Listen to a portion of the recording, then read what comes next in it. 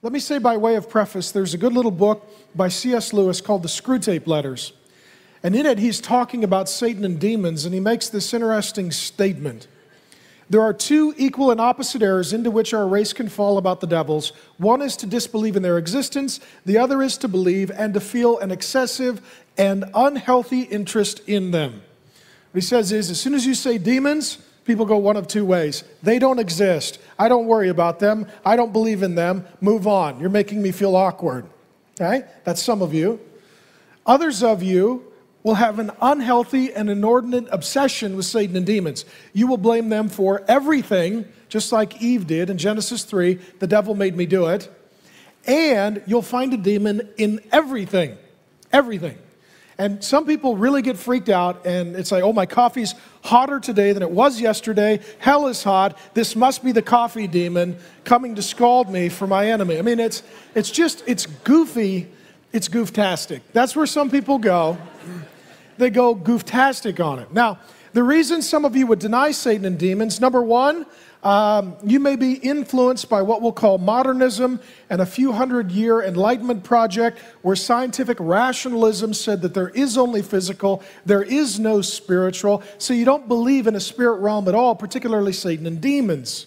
Some of you as well may not believe in Satan and demons because you suffer from something called chronological snobbery. You think that they were primitive and they didn't understand things, and so they invented mythical figures, and now you've gone to community college and you are highly developed and evolved and you're smarter than they were. Some of you will deny Satan and demons as well because you believe in spirituality. Spirituality is demonology. Just because it is spiritual does not mean it is good. Much of what is spiritual is demonic and satanic. And we live in a day when as long as you are spiritual, you are fine. You may not be fine. Your yoga, your meditation, your religion, your spirituality, your supernatural experience may all be demonic, satanic. So I don't want you to have an unhealthy, inordinate obsession with Satan and demons. We believe in them, but we emphasize Jesus. And I don't want you to deny them or settle for just vague general spirituality. But as Christ did, we will encounter Satan and demons. Clinton Arnold, in my opinion, the best New Testament scholar on Satan and demons, written some of the finest commentary about Satan and demons that has been written in the modern era.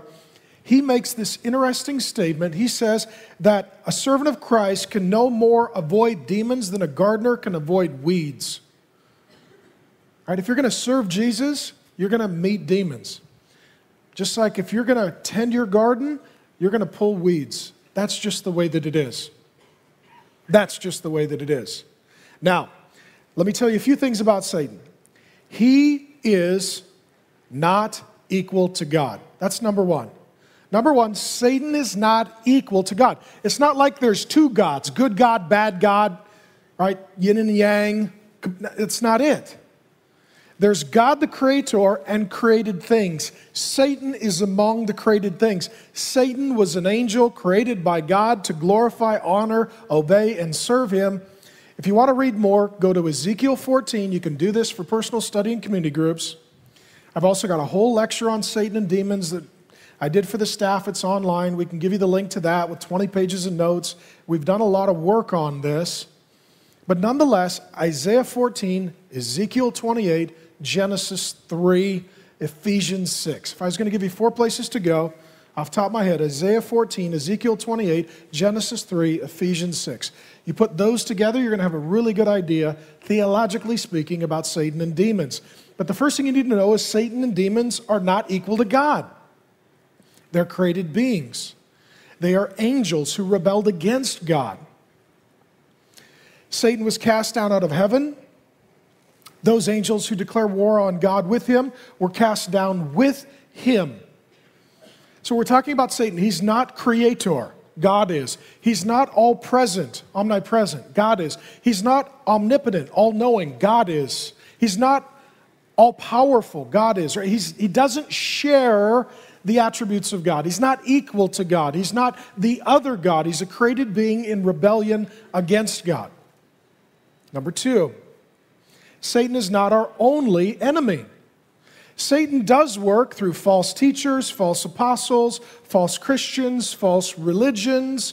He does have an entire army at his service, liars, unrepentant sinners included. But also, the Bible gives us three categories of opposition: the world, the flesh, and the devil. Now, there is Satan and demons, and you, even if you're getting attacked spiritually, it's probably not by Satan. All right, Satan can only attack one person at a time. He can send a limited number of demons to attack a limited number of persons. All right, Satan's probably harassing Billy Graham, probably not you, right? If you're getting harassed, it's probably not Satan, it's one of his servants, it's a demon. So there's the devil, there's the world, the flesh, and the devil. Now, the flesh is our internal predisposition toward rebellion. It's our own sinful tendencies and proclivities. It's our own sick desires to rebel and do evil. And so some of you, your real issue isn't Satan at all. It's your flesh. Again, if there's a limited number of demons, why in the world would Satan commission a demon to attack you if you're already destroying yourself? If it's a battle and you've got your own gun in your mouth, why in the world would Satan send one of his few soldiers to attack you? You're going to kill yourself. And some of you are doing it through habitual, unrepentant sin, spirituality, false religion, pride, arrogance, all of that. And Satan's favorite tactic is pride. The reason he was cast out of heaven was pride. He tempts pride. We call it self-esteem. Any of you who are bound by these things, it is not that Satan needs to attack you. Your flesh is taking care of it.